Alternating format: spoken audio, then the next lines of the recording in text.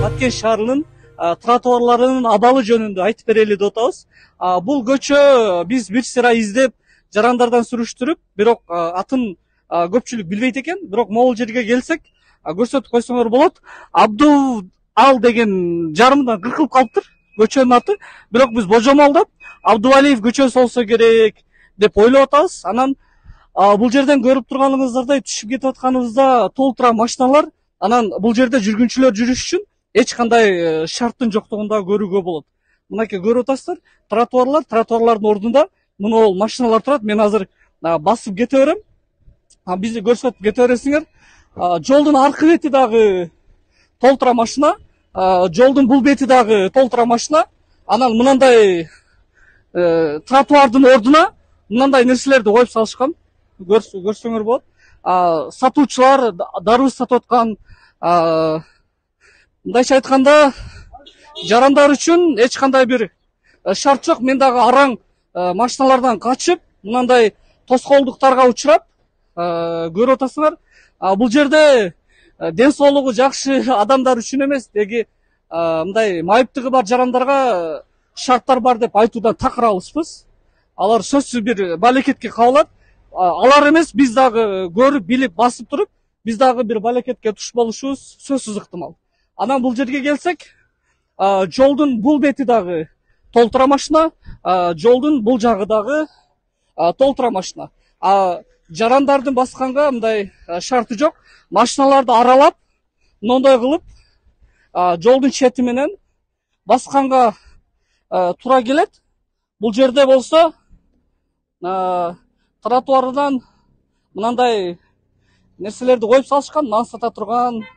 Анан жолдун аркы бетинде дагы толтура машиналар, жарандар үчүн шарттар жок. Албетте тротуардын орду бар. Тротуардын орду болгону менен бул жерде тротуарлар качан жасалган, кандай болгон белгисиз да. Мындай эле дагы баса берсек бияка. Келатсам эле алдыман эле кокоюп эле машина чыга калат. Мен анан каяктан өтүшүм керек. Аргасыз мен бияктан кычыктардан мындай айланып, мынантип атып, бир нерселерге туш келип, анан өтүшүмө туура келет. Анан бияктан өтөйүн деп атсам эле, биякта дагы машиналар. Көрүп атасыздар, бүгүнкү күндөгү Баткен шаарындагы тротуарлардын абалы. Бирок Баткен шаарында мындай көчөлөр, мындай ыңгайсыз жарандар үчүн тоскоолдук жараткан тротуарлар ондоп саналат. Тилекке каршы. Машина коюрга жери жок, пешком жүргөнгө жай жок. Азыр 1 километр машина коюп келдим. 1 кило помидор алам, кетем, ушу кыйынчылык да. Бүгүнкү күндөгү тротуарлардын абалы сизди канааттандырабы же канааттандырбайбы?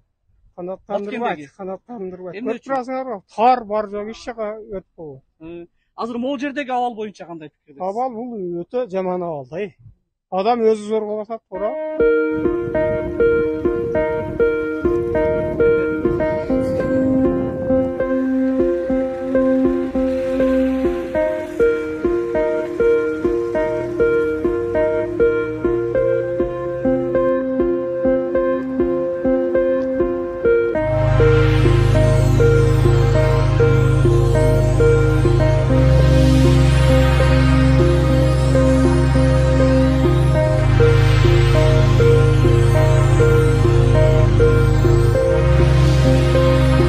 Жок болсо дагы бир басканга ыңгайлуу шарт болмок да.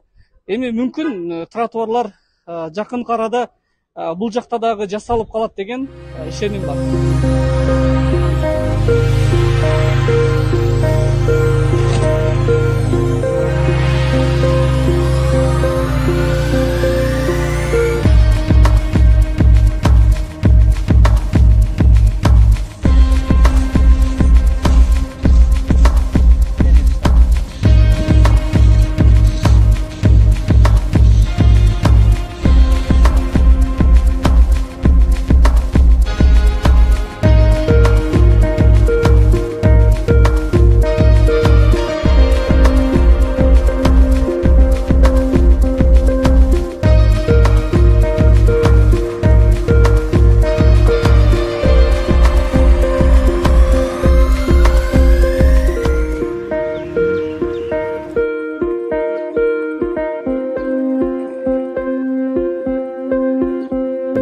Нургазиевди ошо сиз айткандай эки жакты кылабыз дегенбиз, бирок тилекке каршы ал жерде билесиздер түндүк жагы бул жерден бизде ЭБРдин каржылоосу менен эме жүрүп атпайбы, баягы таза суу линиялары казылып, ошол бүткөндүгү байланыштуу сол жагыны түнүндө айтканда батыш тарабын кылганбыз, ал эми чыгыш тарабыны Нургазиевдин ошол канализация, водопроводдор орноткондон кийин тротуар иштерин алып барыш керек. Ал антпесек эчтен кайра эле казуу иштеринде бузууга туура келет да.